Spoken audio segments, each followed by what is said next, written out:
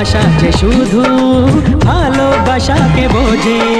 তুমি শুধু তুমি, নিয়ে আমি, তুমি শুধু তুমি, নিয়ে আমি, এই তো জীবন।